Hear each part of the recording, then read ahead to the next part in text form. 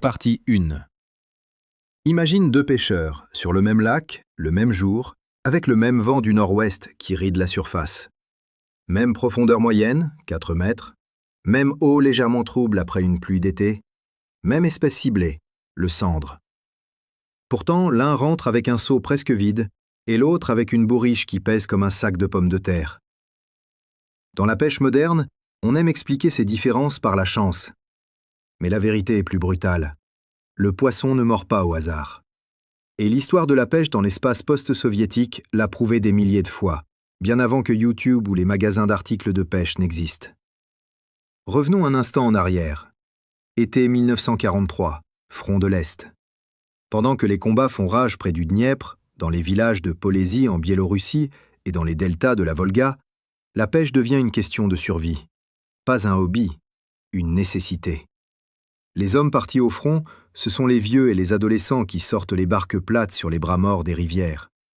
Ils posent des donkey simples, un plomb, un hameçon forgé à la main, un morceau de verre ou de poisson mort. Ils tentent des filets artisanaux dans les canaux. Dans les eaux froides de Sibérie, sur l'Ob et l'Ienisseï, on pêche le mouksoun et l'omoul sous la glace avec des lignes grossières et des appâts de viande. Les villages vivent grâce à ces prises. La pêche nourrit les villes affamées. Et déjà, même sans science moderne, les pêcheurs remarquent quelque chose d'étrange. Parfois, le poisson est partout, mais il ne mord pas. Les filets se remplissent, mais les lignes restent silencieuses. Ce phénomène apparaît dans les journaux de pêche soviétiques des années 1960. Dans la revue Rybovodstvo i Rybalovstvo de 1967, des biologistes décrivent un fait que les pêcheurs du Don, du Dniepr et du lac Balkach connaissaient depuis longtemps. La présence de poissons ne signifie pas activité alimentaire.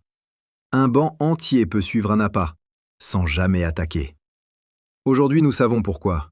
Le comportement de prédation chez la plupart des poissons d'eau douce, cendres, brochets, perches, silures, dépend de plusieurs facteurs biologiques très précis.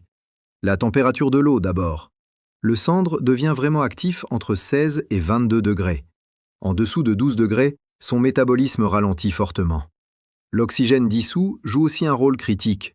Sous 4 mg par litre, les poissons réduisent leur activité pour économiser l'énergie. La pression atmosphérique influence la vessie natatoire et donc la stabilité du poisson dans la colonne d'eau.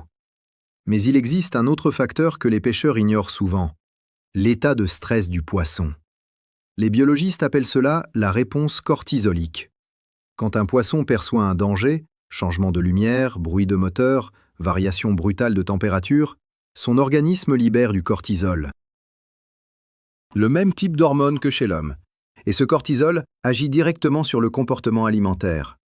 Chez de nombreuses espèces de téléostéens, des expériences ont montré que le cortisol peut réduire l'activité de chasse de plus de 60%.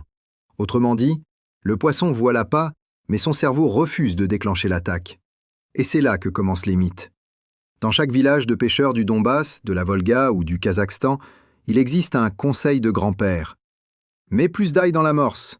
Ajoute de la vodka au ver de terre. Change 10 fois de cuillère tournante. Ces conseils circulent depuis des décennies autour des feux de camp et des tables de cuisine. Certains fonctionnent parfois. La plupart du temps, ils ne changent absolument rien. Pourquoi ? Parce qu'ils essaient d'attirer le poisson, alors que le vrai problème est ailleurs. Prenons un exemple concret. Sur le réservoir de Kakhovka, en Ukraine, les pêcheurs savent que certains jours, les brochets suivent les leurs jusqu'au bateau sans attaquer. Le poisson est là. Il regarde. Mais il ne mord pas. Les pêcheurs changent de spinnerbait, de wobbler, de silicone, rien. La raison biologique est simple. Le système nerveux du poisson n'est pas dans un état qui permet la prise de décision d'attaque. Ce n'est pas un problème d'odeur, ce n'est pas un problème de couleur. C'est un problème de déclenchement neurologique. Et si vous ne comprenez pas ce mécanisme, vous pouvez changer de leurre toute la journée sans résultat. C'est pour cela que la pêche réelle, la vraie, n'a jamais été une question de gadget.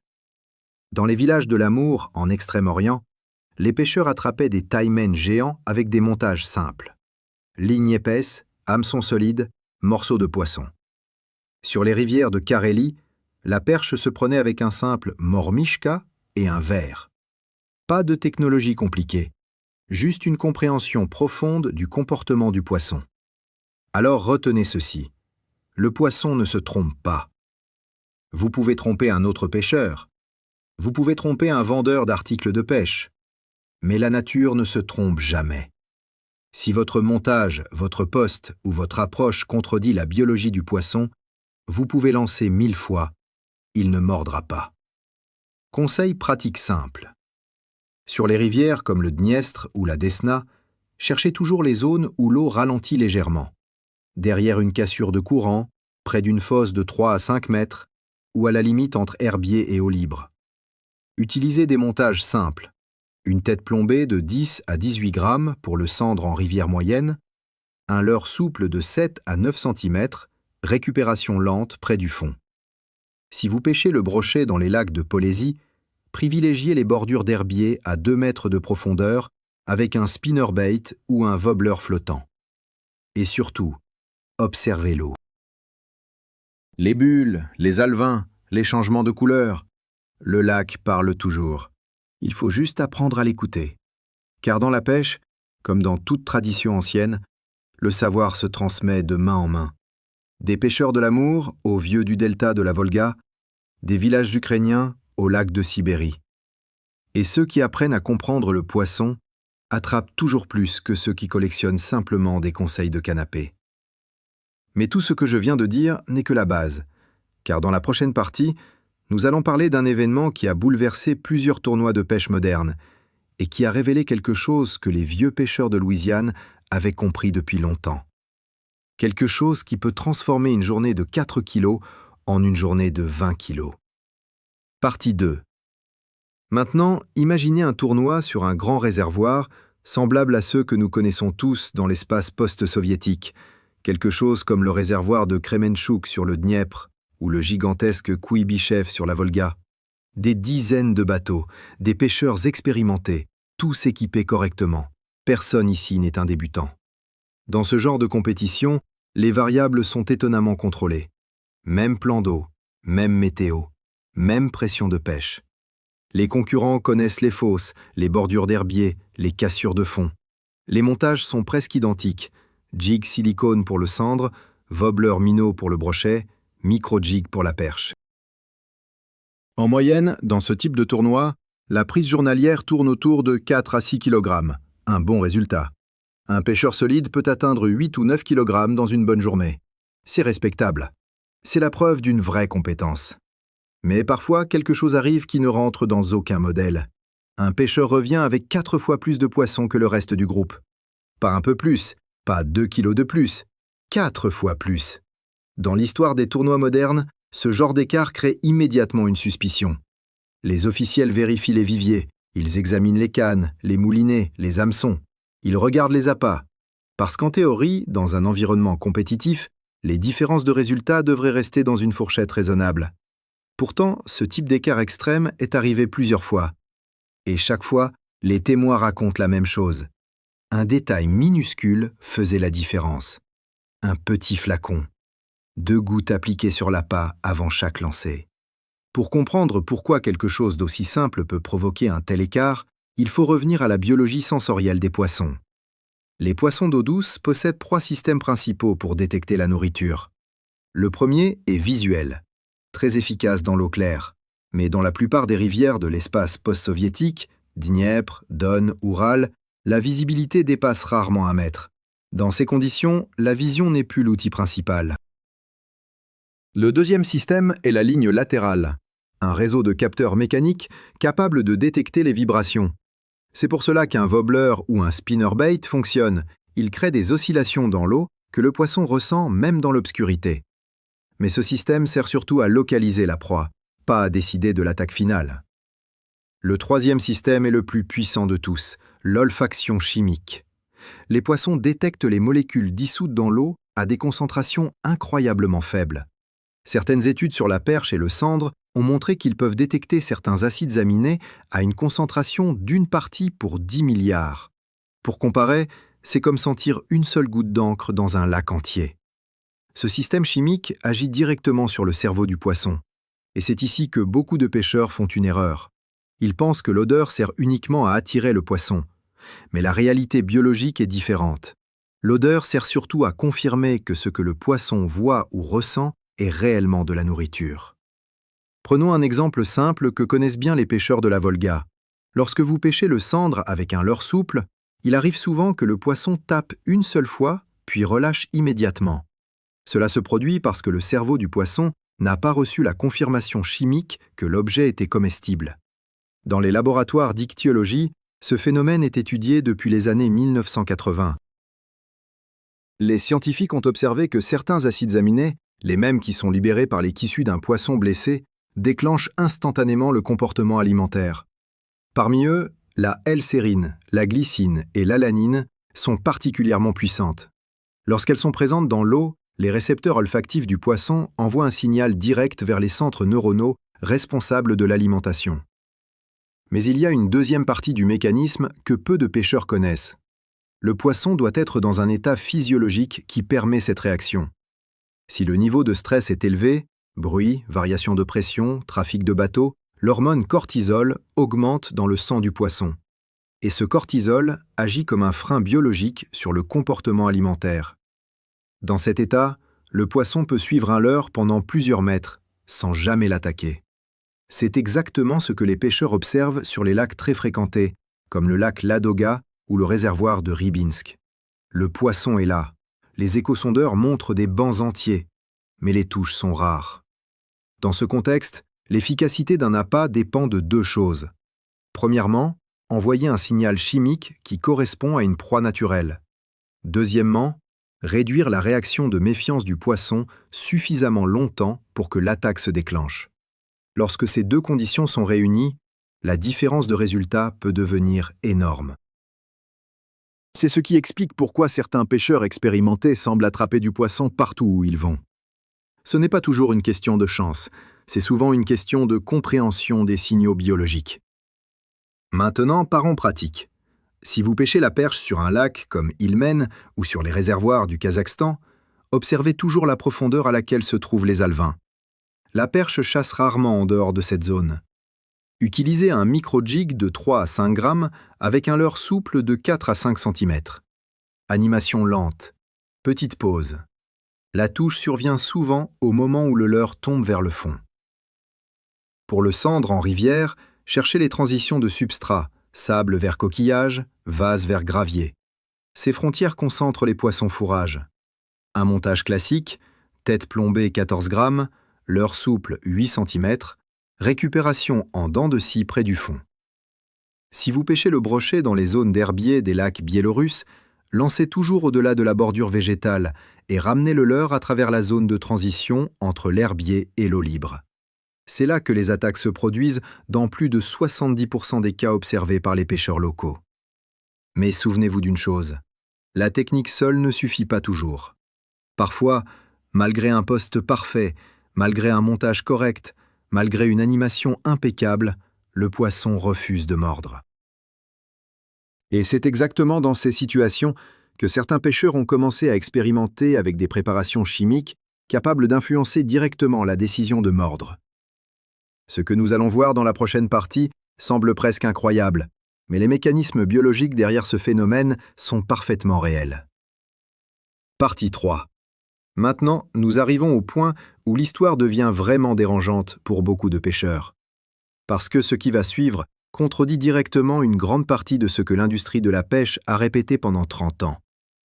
Revenons un instant aux réalités que connaissent parfaitement les pêcheurs du monde post-soviétique. Sur le réservoir de Rybinsk, en Russie, les compétitions de sandre rassemblent parfois plus de 100 bateaux. Les pêcheurs utilisent presque tous les mêmes montages, jig silicone de 8 à 10 cm, tête plombée de 12 à 20 grammes, canne rapide autour de 2,4 mètres. Les zones productives sont connues, fosse de 6 à 9 mètres, cassure de courant, ancienne ligne de chenal. Autrement dit, l'équipement ne fait presque aucune différence. Pourtant, année après année, certains pêcheurs capturent 2 ou 3 fois plus de poissons que la moyenne. Pendant longtemps, cela a été expliqué par l'expérience. Mais lorsque les biologistes ont commencé à étudier de plus près le comportement alimentaire des poissons, ils ont découvert quelque chose d'encore plus intéressant. La réaction de morsure peut être déclenchée ou bloquée par des signaux chimiques extrêmement précis. Dans les années 1980, des chercheurs travaillant sur les populations de cendres du bassin de la Volga ont observé un phénomène étrange dans les aquariums expérimentaux. Lorsqu'un extrait d'acide aminé provenant de tissus de poissons était ajouté à l'eau, les cendres entraient immédiatement dans un comportement de chasse active. Les poissons se mettaient à chercher la source de l'odeur, même en absence de proie visible. Mais lorsque les mêmes poissons étaient exposés à un stress, variation brusque de lumière ou vibration, cette réaction disparaissait presque totalement. Le poisson percevait l'odeur, mais n'attaquait pas. Ce résultat correspond exactement à ce que les pêcheurs observent sur l'eau depuis des décennies. Sur les lacs de Carélie ou sur le Dniepr, près de Kiev, on voit parfois des brochets suivre un vobleur jusqu'au bateau sans jamais ouvrir la gueule. Ce comportement n'est pas un mystère, c'est un mécanisme neurologique. Dans le cerveau des poissons téléostéens, la prise alimentaire dépend fortement d'un neurotransmetteur appelé neuropeptide Y. Ce composé agit comme un amplificateur de l'appétit. Lorsque sa production est élevée, le poisson attaque presque tout ce qui ressemble à une proie. Mais lorsque le cortisol, l'hormone du stress, augmente dans le sang, la production de neuropeptide Y diminue. Résultat, le poisson devient méfiant, hésitant, presque apathique face à la nourriture. Et c'est exactement dans ce point d'équilibre que se joue la réussite ou l'échec d'une journée de pêche.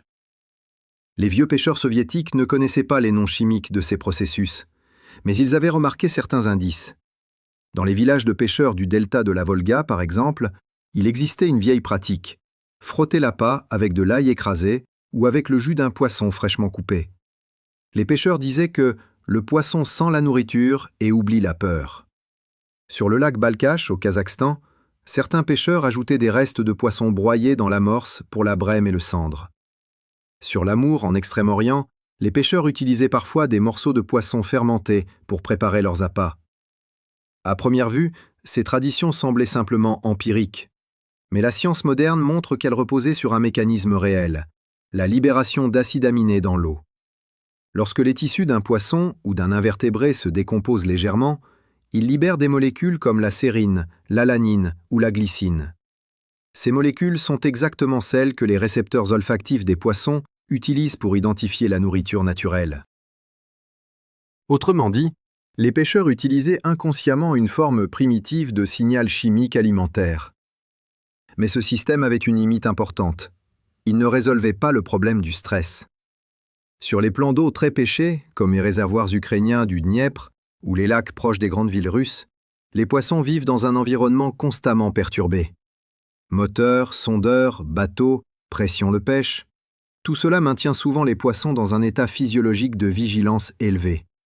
Et dans cet état, même un appât parfaitement naturel peut être ignoré. C'est exactement ce que beaucoup de pêcheurs expérimentés décrivent comme une journée où le poisson est là, mais ne veut pas mordre. Alors la question devient évidente. Est-il possible d'influencer cet état physiologique du poisson? Les recherches en aquaculture suggèrent que oui. Dans plusieurs élevages de poissons en Asie et en Europe de l'Est, des extraits de plantes ont été étudiés pour réduire le stress chez les poissons d'élevage. Certains composés végétaux ont montré la capacité de réduire temporairement les niveaux de cortisol chez certaines espèces.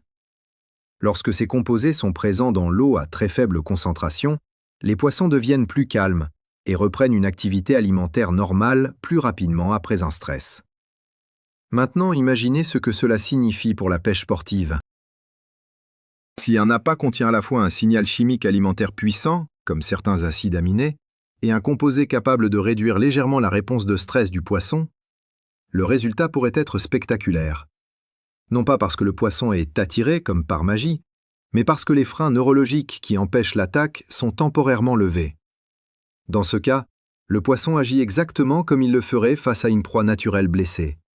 Et c'est là que certaines histoires de tournois deviennent soudain beaucoup plus compréhensibles. Lorsque deux pêcheurs utilisent les mêmes leurres, les mêmes montages, les mêmes zones, mais que l'un d'eux introduit un signal chimique qui déclenche réellement le comportement alimentaire, la différence peut devenir énorme. Ce n'est pas de la magie, c'est simplement de la biologie appliquée. Conseil pratique important. Si vous voulez augmenter vos chances de touche sur des plans d'eau difficiles, concentrez-vous sur 3 éléments essentiels.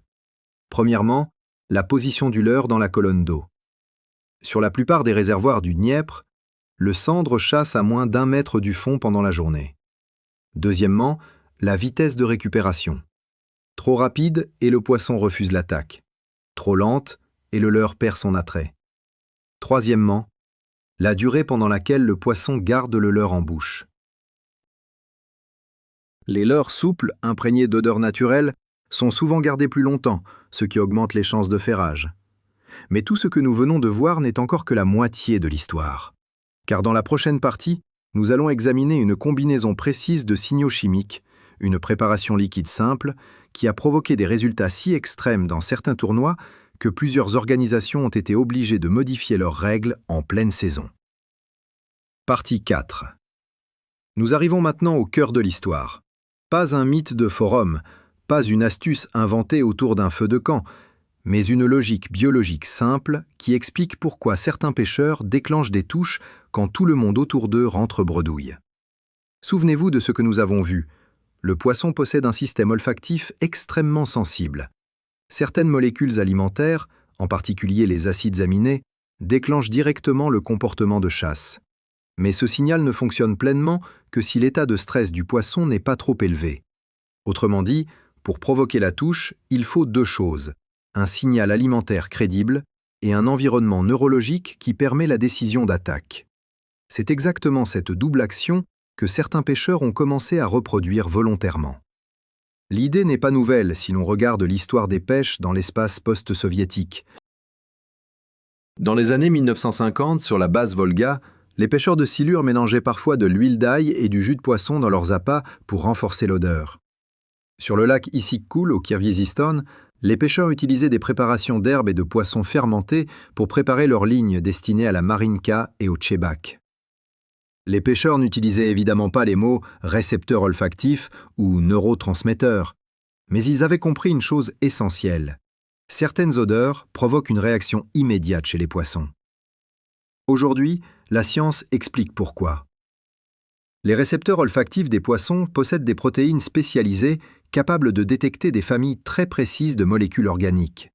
Parmi les plus puissantes figurent les composés soufrés présents dans l'ail. Lorsque ces molécules se dissolvent dans l'eau, elles stimulent directement les cellules sensorielles situées dans les cavités nasales du poisson. Ces cellules envoient ensuite un signal vers le bulbe olfactif du cerveau qui active les circuits comportementaux liés à l'alimentation. Ce processus peut se produire en quelques secondes seulement.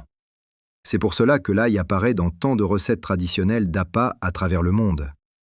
Mais l'ail seul ne suffit pas toujours. Sur les plans d'eau très fréquentés, comme les réservoirs ukrainiens du Dniepr ou les lacs autour de Moscou, les poissons vivent sous une pression constante. Les moteurs de bateau, les vibrations, les variations rapides de température provoquent une élévation régulière du cortisol. Et comme nous l'avons vu, ce cortisol agit comme un frein biologique sur l'appétit. Dans plusieurs programmes d'aquaculture menés en Asie et en Europe de l'Est, des chercheurs ont étudié certains extraits végétaux capables de réduire ce stress physiologique. Parmi eux, un groupe composé naturel appelé limonoïdes, présent dans certaines huiles végétales, a montré un effet intéressant. À très faible concentration, ces substances semblent réduire temporairement l'intensité de la réponse au stress chez certaines espèces de poissons. Cela ne rend pas le poisson attiré par magie, mais cela diminue légèrement l'état d'alerte du système nerveux. Imaginez la situation comme un frein et un accélérateur. L'odeur alimentaire agit comme l'accélérateur du comportement de chasse. Le stress agit comme le frein. Si vous appuyez seulement sur l'accélérateur alors que le frein est serré, le mouvement reste faible. Mais si le frein est relâché, l'effet de l'accélérateur devient immédiat. Dans la pêche réelle, cela signifie que la combinaison de signaux chimiques peut avoir un effet beaucoup plus puissant que chacun de ces signaux séparément. C'est exactement le principe de certaines préparations artisanales utilisées par quelques pêcheurs expérimentés. Une huile végétale servant de support, une source de composés soufrés comme l'ail, et une petite quantité d'acides aminés présents naturellement dans les tissus de poisson ou dans certaines solutions nutritives. Le résultat est un liquide très concentré, capable de diffuser rapidement dans l'eau autour de l'appât. Lorsqu'un leurre ou un ver imprégné de ce mélange arrive près d'un poisson, plusieurs signaux arrivent simultanément dans son système sensoriel: présence possible de nourriture, confirmation chimique de tissus organiques et diminution temporaire de la réaction de méfiance. Dans ces conditions, la décision d'attaque peut se produire beaucoup plus vite que d'habitude. C'est ce qui explique pourquoi certains pêcheurs décrivent des touches presque immédiates après le lancer. Mais attention, la préparation seule ne remplace jamais la technique. Si votre leurre se trouve 2 mètres au-dessus du poisson, aucune odeur ne déclenchera l'attaque. Si votre animation est incohérente, le poisson ne croira pas à la proie. La chimie ne fait qu'amplifier une présentation correcte. Elle ne remplace pas la compréhension du comportement du poisson. Conseil pratique. Sur les grands réservoirs du Dniepr, lorsque la pression de pêche est forte, ralentissez toujours votre animation. Un sandre stressé préfère souvent une proie facile. Utilisez des pauses de 2 à 4 secondes entre les tirées du jig. Sur les lacs peu profonds de Biélorussie, le brochet chasse souvent à l'aube et au crépuscule, lorsque la lumière baisse et que le niveau de stress diminue naturellement. Dans ces moments, un wobbler suspendu, travaillé lentement, peut déclencher des attaques violentes.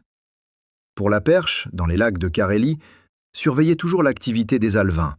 Si les bancs de petits poissons sautent à la surface, cela signifie que les prédateurs chassent activement sous eux. Lancez immédiatement dans cette zone avec un petit jig ou une cuillère légère. La réaction est souvent instantanée. Mais la question reste ouverte. Existe-t-il une préparation simple, capable de réunir ces signaux chimiques dans une seule solution facile à appliquer? Une préparation suffisamment efficace pour transformer complètement les résultats d'une journée de pêche? C'est exactement ce que nous allons voir dans la dernière partie. Partie 5. Maintenant, nous pouvons enfin revenir à cette scène qui semblait presque impossible au début de la vidéo. 2 pêcheurs, même lac, même météo, même espèce. Et pourtant, un écart de prise qui semble absurde. Dans la pêche sportive moderne, lorsqu'un tel écart apparaît, les réactions sont toujours les mêmes. Les gens parlent de chance, d'un spot secret, d'un leurre miracle. Mais dans la majorité des cas, les variables sont beaucoup plus simples. Les poissons réagissent à des signaux biologiques précis. Et lorsqu'un pêcheur réussit à combiner correctement ces signaux, la différence peut devenir spectaculaire. Reprenons les 3 mécanismes que nous avons étudiés. Premier mécanisme, le signal alimentaire. Les poissons prédateurs d'eau douce, cendres, brochets, perches, silures, identifient leur nourriture principalement grâce aux acides aminés libérés par les tissus vivants. Lorsque ces molécules se dissolvent dans l'eau, elles activent les récepteurs olfactifs situés dans les cavités nasales du poisson. Des expériences menées sur plusieurs espèces montrent que certains acides aminés peuvent être détectés à des concentrations extrêmement faibles. Cela signifie qu'une quantité minuscule peut suffire à créer un signal chimique crédible pour le poisson. Deuxième mécanisme, la confirmation sensorielle. Lorsqu'un poisson attaque une proie, il ne se fie pas uniquement à la vue, il utilise simultanément plusieurs systèmes sensoriels. La ligne latérale détecte les vibrations, l'odorat confirme la présence de matière organique, et les récepteurs gustatifs présents dans la bouche évaluent l'objet pendant une fraction de seconde. C'est pour cela que certains leurres souples, imprégnés d'odeurs naturelles, restent plus longtemps dans la bouche du poisson, ce qui augmente les chances de ferrage. Troisième mécanisme, l'état physiologique du poisson. Comme nous l'avons vu, l'hormone cortisol agit comme un frein sur le comportement alimentaire. Lorsque le poisson est stressé, par exemple sur un plan d'eau très fréquenté, il devient beaucoup plus prudent. Dans cet état, même une proie naturelle peut être ignorée. Mais si cet état de stress diminue légèrement, le comportement de chasse peut redevenir normal très rapidement. Dans certaines études d'aquaculture, des composés végétaux naturels ont montré la capacité de réduire temporairement les indicateurs de stress chez certaines espèces de poissons. Ce phénomène ne rend pas les poissons attirés par magie, il réduit simplement l'intensité de leur réaction de méfiance. Et lorsque ce mécanisme agit en même temps qu'un signal alimentaire puissant, la probabilité d'attaque augmente fortement. Voilà pourquoi certaines préparations artisanales, utilisées par des pêcheurs expérimentés, peuvent produire des résultats surprenants. Une petite quantité d'huile servant de support pour diffuser les molécules dans l'eau, une source d'odeur alimentaire forte, comme les composés soufrés de l'ail, et parfois l'ajout de substances riches en acides aminés. Lorsque ces éléments sont appliqués directement sur l'appât ou le leurre, ils créent autour de celui-ci un micro-nuage chimique que les poissons peuvent détecter rapidement. Mais souvenez-vous d'une règle fondamentale de la pêche. Aucune préparation ne remplace la compréhension du plan d'eau. Un pêcheur qui ignore la profondeur, les zones de chasse ou l'activité des poissons ne fera pas de miracle avec une bouteille. La biologie aide seulement lorsque la base technique est correcte. Alors revenons aux fondamentaux que les pêcheurs de l'espace post-soviétique connaissent depuis des générations. Sur les grands réservoirs comme Kremenchuk ou Rybinsk, le sandre préfère souvent les bordures de fosses situées entre 5 et 9 mètres de profondeur. C'est là que les bancs de poissons fourrage passent le plus souvent. Utilisez une tête plombée adaptée au courant, généralement entre 12 et 20 grammes, pour garder le contact avec le fond. Travaillez le leurre en dents de scie avec des poses nettes. Sur les lacs peu profonds de Polésie, le brochet chasse souvent le long des herbiers. Lancez toujours parallèlement à la végétation plutôt que directement dedans. Cette trajectoire maintient le leurre plus longtemps dans la zone d'attaque. Pour la perche, sur les lacs de Carélie ou les réservoirs du Kazakhstan, observez les mouettes. Lorsqu'elles plongent à la surface, cela signifie souvent que des prédateurs poussent les alevins vers le haut. Dans ces moments, un petit jig ou une cuillère légère peut produire des touches presque à chaque lancer. L'amorçage suit la même logique biologique. Dans les rivières lentes du Dniepr ou du Don, les pêcheurs de Brême utilisent souvent des amorces riches en particules fines qui diffusent lentement dans l'eau. Cette diffusion crée un nuage olfactif qui attire les poissons fourrage. Et là où se trouvent les poissons fourrage, les prédateurs finissent toujours par apparaître. La pêche n'a jamais été une science secrète réservée à quelques initiés. C'est une combinaison de tradition, d'observation et de compréhension de la nature. Les vieux pêcheurs de la Volga ou de l'Amour n'avaient pas d'échosondeur ni de caméra sous-marine. Mais ils savaient lire l'eau, sentir le vent, observer le comportement des oiseaux et des alevins. Et ces connaissances valent souvent plus que n'importe quel gadget moderne. Alors, retenez ceci.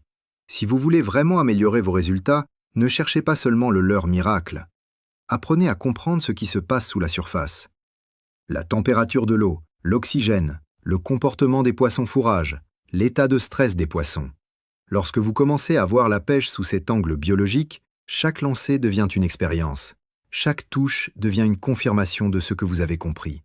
Et c'est exactement ainsi que le savoir circule depuis des générations. Un pêcheur montre quelque chose à un autre. Un père explique un montage à son fils. Une vieille technique renaît sur un nouveau lac. La prochaine partie de l'histoire appartient toujours à celui qui continue d'observer.